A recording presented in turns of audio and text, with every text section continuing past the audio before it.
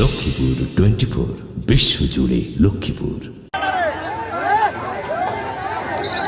লক্ষ্মীপুর সদর উপজেলার দালাল বাজারে সড়ক ও জনপথ বিভাগের জমি উচ্ছেদ অভিযানকে ঘিরে উত্তেজনা দেখা দিয়েছে। এ সময় তোপের মুখে পড়ে সড়ক বিভাগের দায়িত্বশীলরা।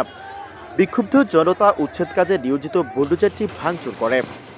শনিবার দুপুরে এই ঘটনা ঘটে। জানা গেছে, শনিবার সকাল থেকে জেলা প্রশাসন এবং পুলিশের সহযোগিতায় সড়ক ও জনপথ বিভাগ উচ্ছেদ অভিযান শুরু করে।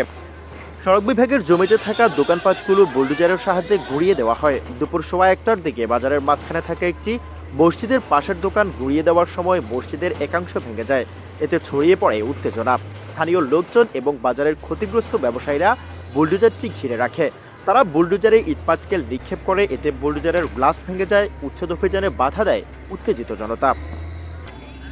পরে প্রশাসনের লোকজন স্থানীয়দের সহায়তায় তাদেরকে শান্ত করে। ক্ষতিগ্রস্ত মসজিদটি পুনরায় মেরামত করে দেওয়ার প্রতিশ্রুতি দিলে পরিস্থিতি কিছুটা শান্ত হয়।